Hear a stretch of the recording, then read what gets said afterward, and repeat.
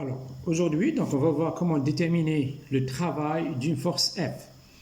Donc, là, c'est le quatrième chapitre donc, du travail et énergie sous les, bien sûr, programmes université.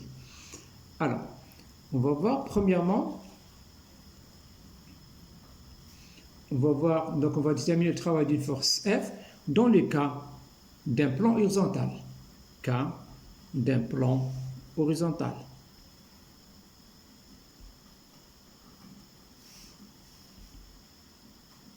Donc, on a Moustawi, donc Ufouqi.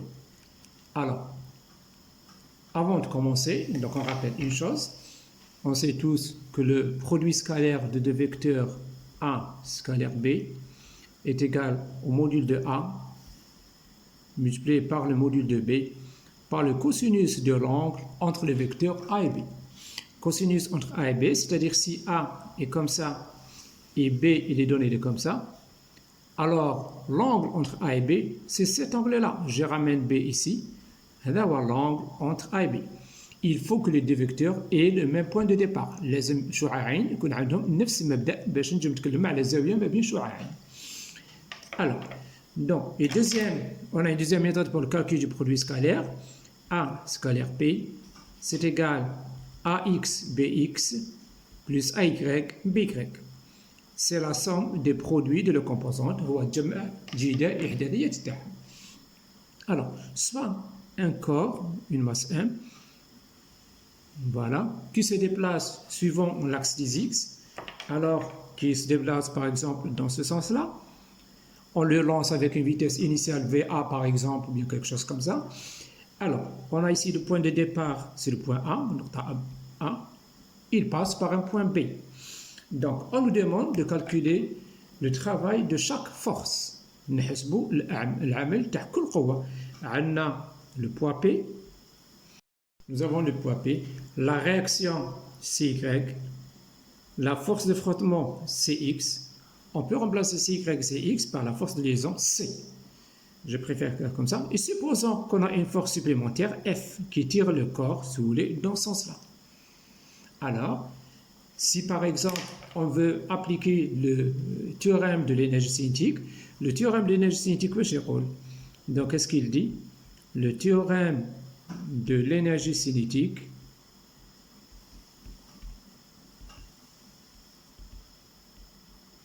la variation de l'énergie cinétique, c'est-à-dire l'énergie cinétique finale ou l'énergie cinétique initiale, c'est égal à la somme des travaux de toutes les forces, la somme algébrique, c'est-à-dire les moujba, les moujba, les salba, les salba. Alors, par exemple, ici, nous avons, c'est égal au travail de la force F, plus le travail de la force, la réaction CY, plus le travail du poids P, et plus le travail de CX. Voilà. Et la variation de l'énergie cinétique, c'est l'énergie cinétique finale, mais l'énergie cinétique initiale. Par exemple, c'est l'énergie cinétique finale au point B, moins l'énergie cinétique initiale au point A. C'est-à-dire, c'est égal à 1 demi de m VB au carré moins 1 demi de m VA au carré.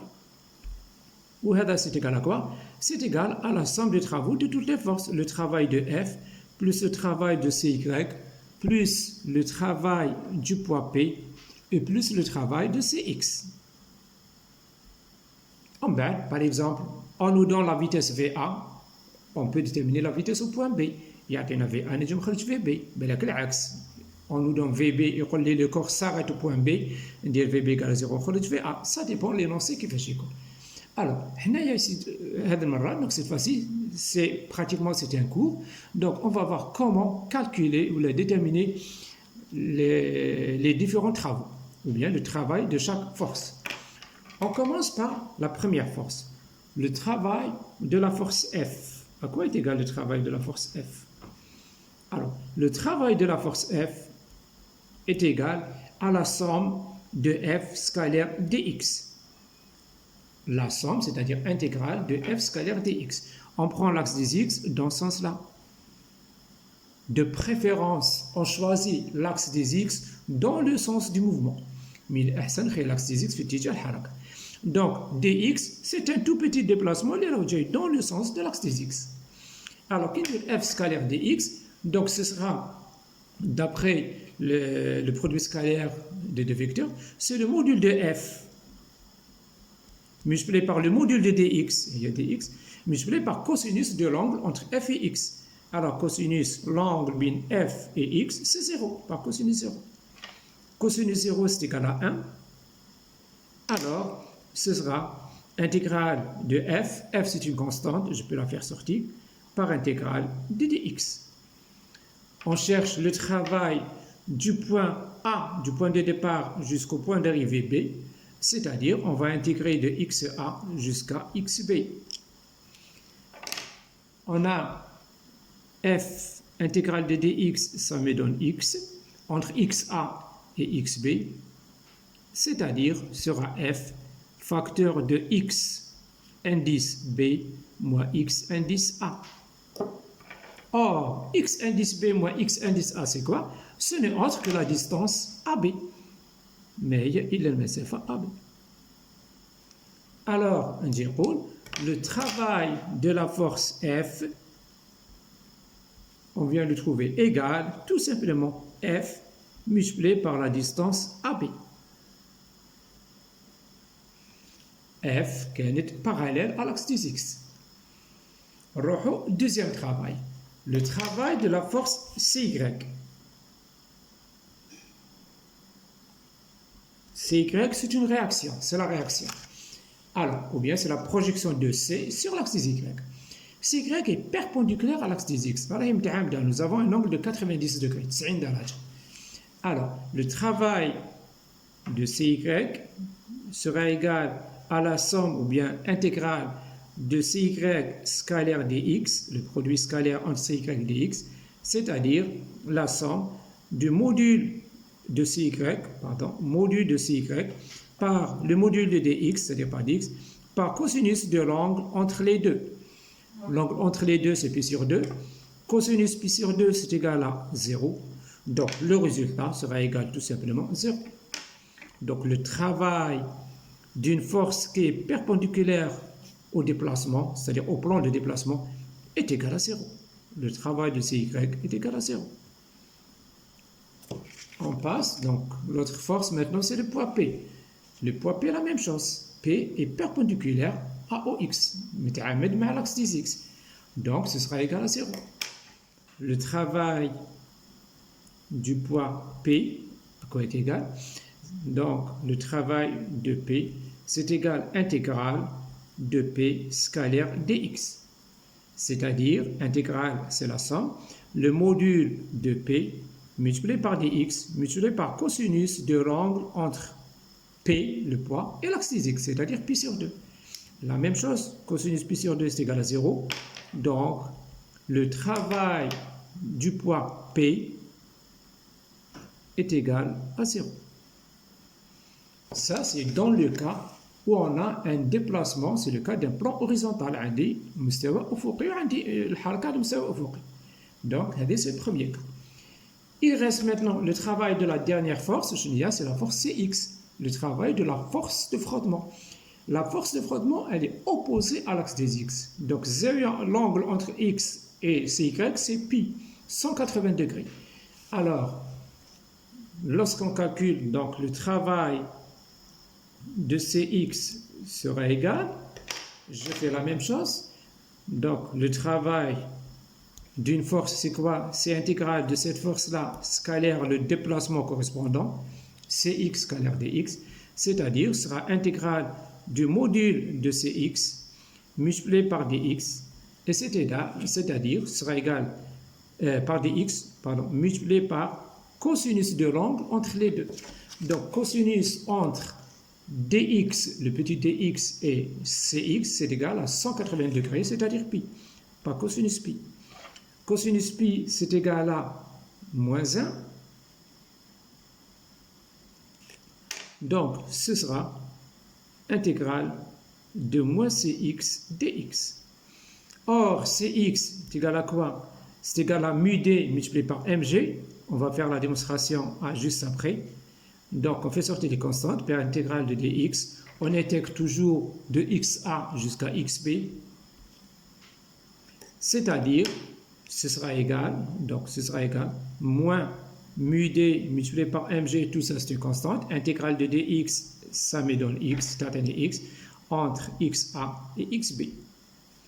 C'est-à-dire, on aura moins mu d multiplié par mg, facteur de xb moins xa, ce n'est autre que la distance AB, mais c'est AB. C'est-à-dire, finalement, le travail de Cx, de la force de frottement, est égal à moins mu d multiplié par mg multiplié par la distance AB. Voilà. On remarque là, le travail est négatif. Le travail de la force de frottement,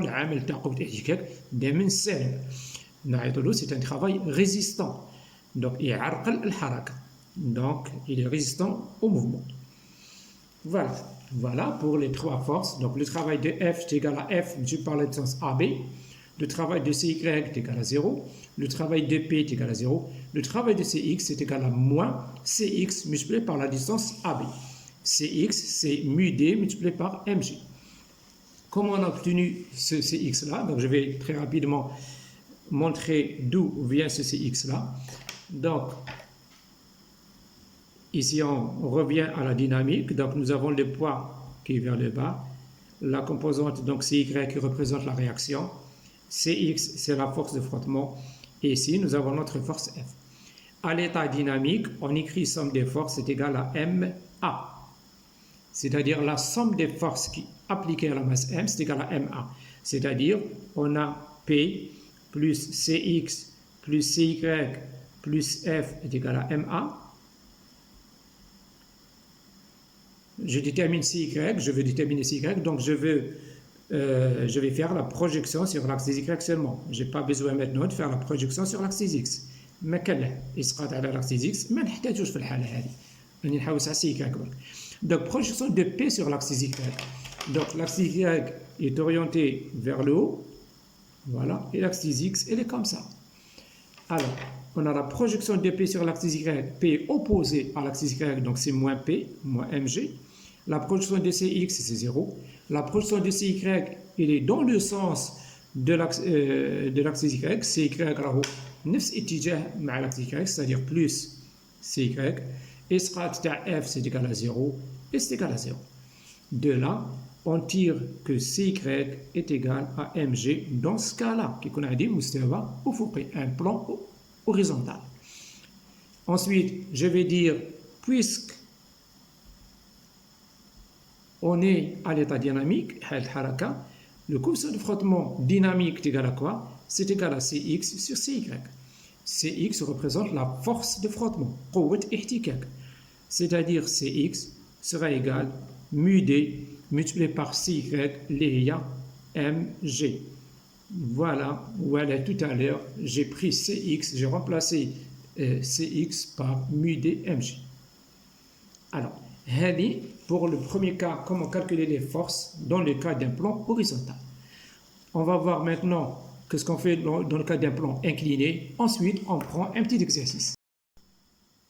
Alors, deuxièmement, on va voir le cas d'un plan incliné. Donc, deuxièmement, cas d'un plan incliné.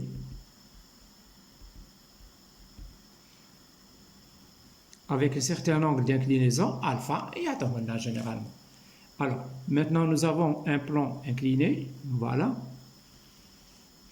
Donc, on a un corps. Voilà.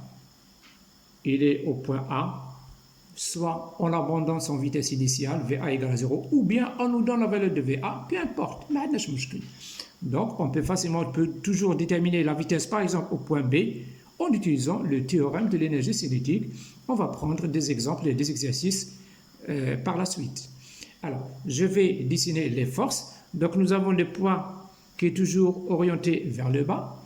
Nous avons la réaction CY qui est toujours perpendiculaire à l'axe du mouvement. On a la force de frottement CX, elle est comme ça. Voilà. On peut avoir une autre force R, par exemple, dans le sens de AB, ou bien c'est pas la peine, on va déterminer les travaux de ces trois forces-là.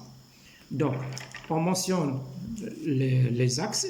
Donc, l'axe des X, c'est l'axe qui est parallèle à notre plan, et l'axe des Y, c'est l'axe qui lui est perpendiculaire. Alors, voilà.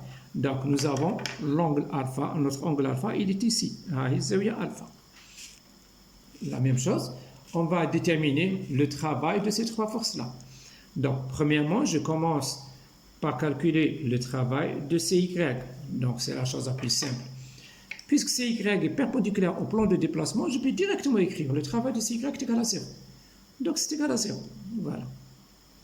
Démonstration, voilà la petite démonstration, entre parenthèses. Ce n'est pas la peine, on peut directement écrire égal à 0. Donc, travail de CY, c'est égal à la somme de CY scalaire dx, c'est-à-dire intégrale, ou bien la somme, du module de CY multiplié par dx, multiplié par cosinus entre CY et dx, c'est-à-dire pi sur 2. Cosinus pi sur 2, c'est égal à 0. Donc, on aura directement sur notre 0. Le travail de Cx. Le travail de Cx est toujours négatif. Négatif. Alors, le travail de Cx, à quoi est égal? Cx, je rappelle, c'est la force de frottement. Dans notre cas, premièrement, je vais essayer de déterminer par la dynamique l'expression de Cx. Ensuite, je vais calculer son travail. Donc, en utilisant la dynamique, on va dire que la somme, premièrement, je vais chercher quoi est égal Cx. La somme des forces appliquées à la masse M, c'est égal à MA.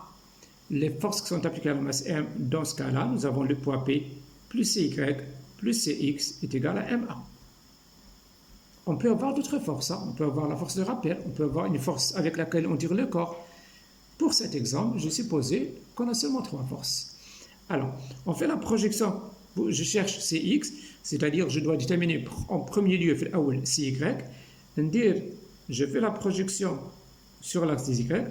La projection de quoi? De toute cette écriture-là, de toute cette relation-là, cette équation. La projection de P sur l'axe des Y, il sera P sur l'axe des Y.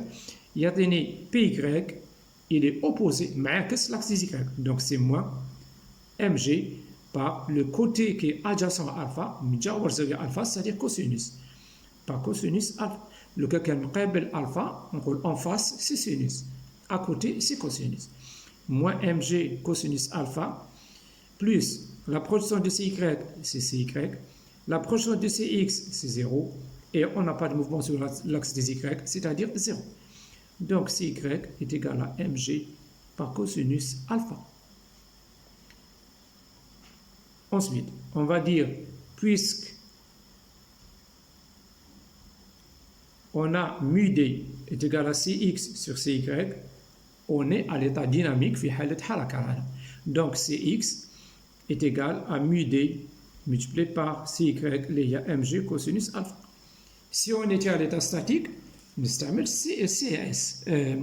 Nous utilisons mu s. Dans le cas statique, on utilise mu s, le coefficient de frottement de l'état statique. Mais ici, on est à l'état dynamique. C'est pour cela que j'ai utilisé mu d.